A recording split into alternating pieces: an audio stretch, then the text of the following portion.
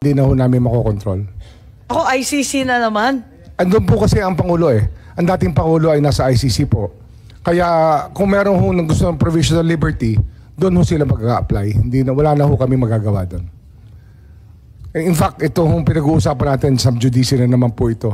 Yan naman ang problema rito.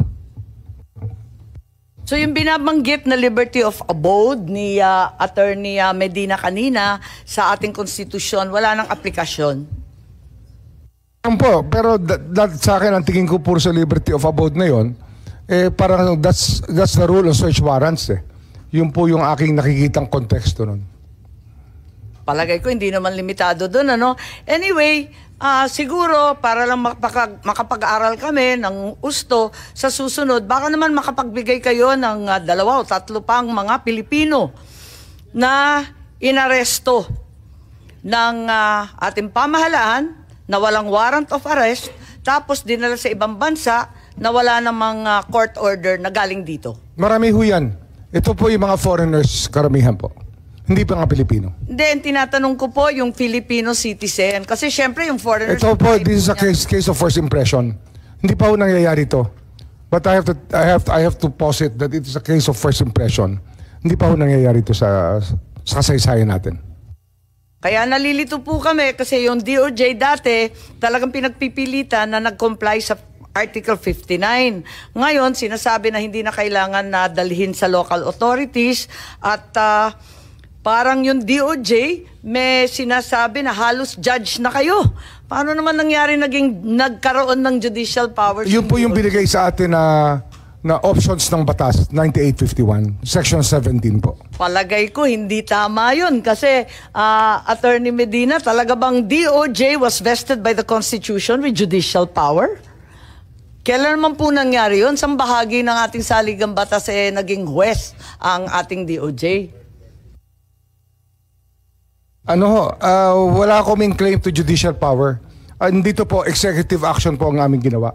In accordance with Section 17. Pero hindi nga po Article alien 9851. Hindi nga pwedeng isurrender kasi hindi nga alien. Pilipino man siya. Hindi ho. Malinaw. Gusto basahin ko ulit for the record para malinaw alam na po sa natin ating yun. lahat. Oo. Kasi, baka naman si Attorney baka minsan baka nalilimutan natin yung mga nasa saklaw ng batas eh. Papasahin ko po ulit. Hindi. Alam ko na yun. Oo. Yes, please, Attorney Medina. May idadagdag kayo? Hindi ba yung Constitution, wala naman judicial power? Kaya pinagpipilitan natin na bumalik sa korte. I'll be consistent with my previous opinion, Your Honor. The right to liberty can only be, the deprivation of the right to liberty can only be adjudged by a court of law.